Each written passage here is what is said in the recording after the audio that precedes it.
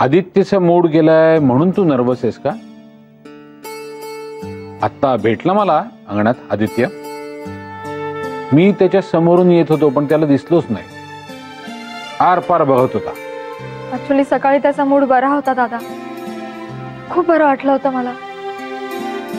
पण डोंट वरी, सगळं ठीक होईल. पण तू धीर सोडू नकोस म्हणजे झालं काय? तसं नाही हो दादा.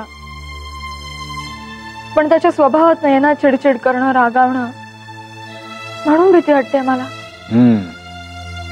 खरंय तुझं म्हणणं.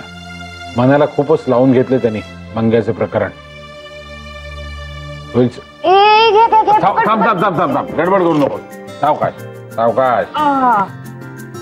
हा केली बाई विजयाने ऑर्डर एकदाची पूर्ण. कमाल आहे पोरीची. खरंय खरंय. दादांना द्या बर्फी. कशाबद्दल? अहो त्या दामले काकू आहेत ना, त्यांच्या लेकीला लेक झाली, त्याचीच बर्फी आहे ही. अच्छा अच्छा अच्छा अच्छा. मेघनाताईंना म्हणाले आम्ही ह्या वेळेस तुमचा नंबर, तर हो म्हणाल्या. बरं का, लक्षात ठेवा. येते मी.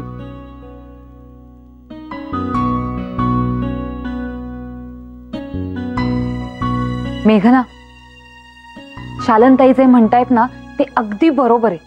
एकदा का तुमच्या बाळाची चाहूल लागली ना, मग हे सगळं मूड बीड प्रकरण ना आदित्य विसरून जाईल. ग करेक्ट आहे अर्चू, करेक्ट आहे. मेघना, तुला सांगतो, बाळ येणार आहे असं नुसतं समजलं ना तरी दुनिया बदलते.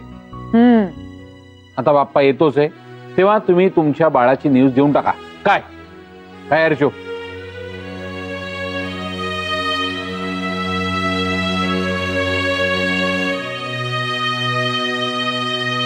चला, उचलणार आहेस ना हे? प्लीज सतीश, वाटलं होतं मला. असं काय करतोस? हे जरा आता. हे मी खाते. हो ते वाटलंच मला. आधी खाऊन घे, आधी खाऊन घे. तू उचल, मी खाते. जीव शांत होते तुझा. असू दे असू दे. अरे बापरे, काय हे जड आहे अर्चू.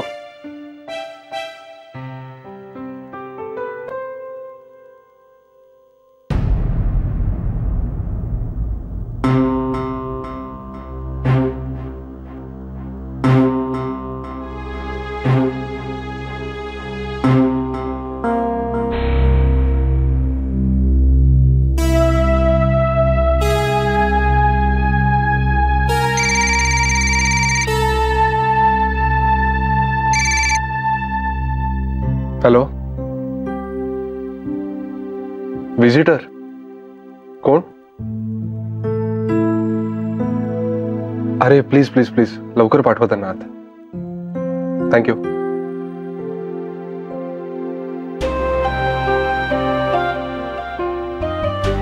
ये ना दादा. काय रे? अरे काय नाही, इथे बाजूलाच ग्लोबल टॉवर मध्ये मीटिंग होती. तर म्हटलं एवढं जवळ आलोय तर तुला भेटून जाऊया. बरं झालं आलास. वेगळंच वाटतं ना असं बाहेर भेटायला ऑफिसमध्ये वगैरे. आहे ना. बरं काही खाणार आहेस की फक्त चहा? नाही, दोन्ही नको. ऍक्च्युली चहा झालाय माझा आत्ताच. बस ना.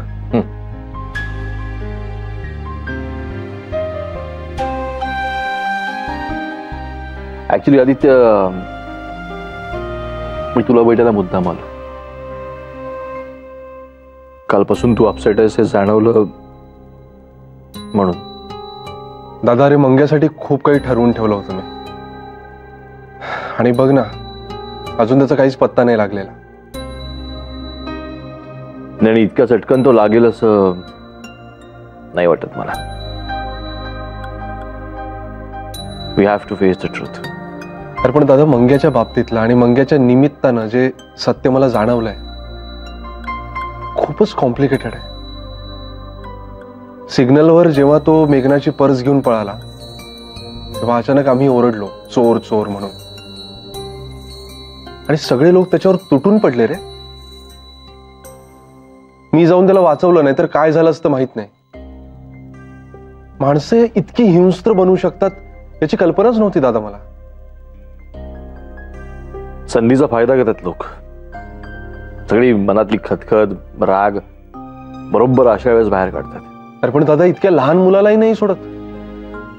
तेव्हा मी होतो म्हणून ठीक आहे, नाहीतर मंग्या आणि मंग्यासारखी इतर मुलं अशा वेळी मार खातच असतील ना. किती विचित्र आहे हे सगळं. आणि त्याहीपेक्षा जास्त विचित्र आहे आपलं वागणं.